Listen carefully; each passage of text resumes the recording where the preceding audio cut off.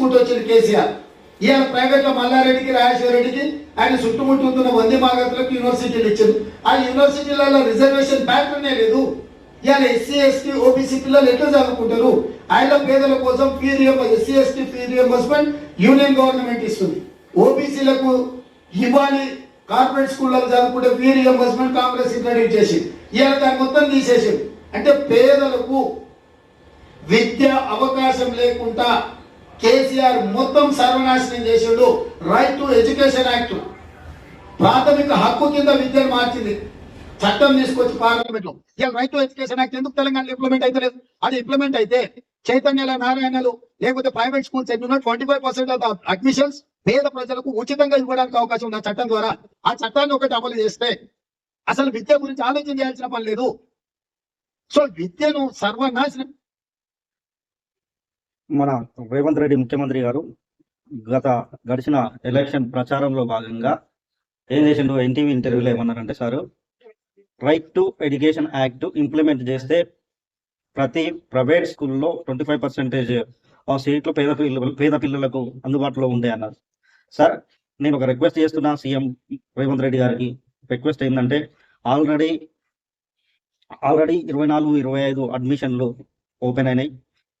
Private స్కూళ్ళలో లక్షల్లో ఈరోజు ఫీజులు వసూలు చేస్తున్నారు.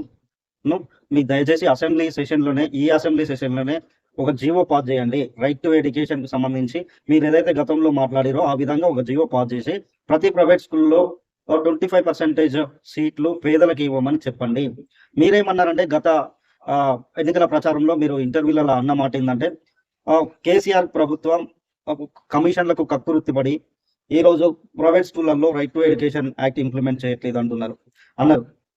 ఇప్పుడు మీరు అధికారంలోకి వచ్చారు కాబట్టి మీరు ఈరోజు right to education act implement చేయండి.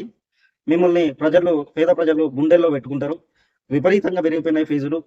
ఆ ఫీజులు కట్టాలంటేనే మిడిల్ క్లాస్ మధ్యతరగతి ఈ పేదవాళ్ళు వాళ్ళ యొక్క ఆదాయం మొత్తం పిల్లల స్కూళ్ళకే పోతుంది. కాబట్టి దీని మీద తక్షణమే ఒక నిర్ణయం తీసుకొని మీరు అసెంబ్లీలో ఒక బిల్ పాస్ చేసి ఈరోజు right to education act implement చేయాలని మనస్ఫూర్తిగా కోరుకుంటున్నా.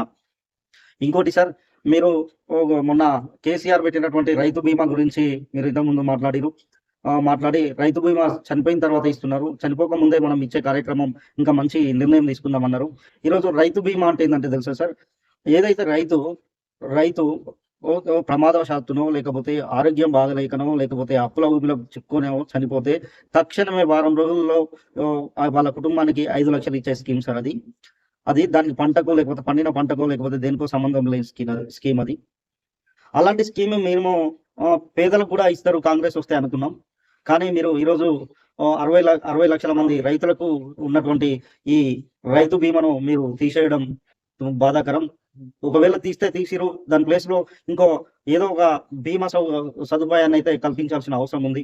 ఎందుకంటే పేద రైతులు చాలా మంది చనిపోతే వాళ్ళ ఆర్థిక పరిస్థితులు మహా దారుణంగా ఉంటాయి సార్. వాళ్ళ పిల్లలు లేకపోతే వాళ్ళ భార్య వాళ్ళు ఆధారపడి ఉంటారు. సో మీరు అలాంటిది బీమా సౌకర్యాన్ని తొందరగా కల్పించాల్సిందిగా విన్నవిస్తున్నాం.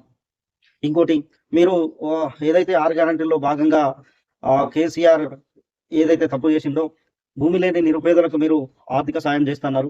దాని మీద విధి విధానాలు లేవు. ఈరోజు మీరు దాని మీద ఏమైనా ప్రణాళిక చేస్తున్నట్టుగా ఏం కనిపించట్లేదు.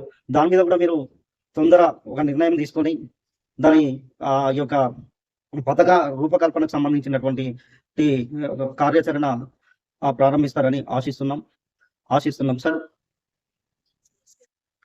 మీరు ఇప్పుడు నియామక పత్రాలు ఎల్బీ స్టేడియంలో ఘనంగా పోలీసు రిక్రూట్మెంట్ సంబంధించి మొన్న నర్సింగ్ సంబంధించి ఈ రోజు ఏదో ఇస్తున్నారట. చాలా సంతోషం సార్. కేసీఆర్ పెట్టిన పరీక్షలు, కేసీఆర్ ఇవ్వాల్సిన నియామక పత్రాలు మీరు ఇస్తున్నారు, చాలా సంతోషం. ఎనీవే మీకు ధన్యవాదాలు. కానీ కేసీఆర్ ఇచ్చినటువంటి 5,089 పోస్టులకు సంబంధించినటువంటి డిఎస్సిని మీరు ఈరోజు రద్దు చేశారు. మెగా డిఎస్సి అన్నారు.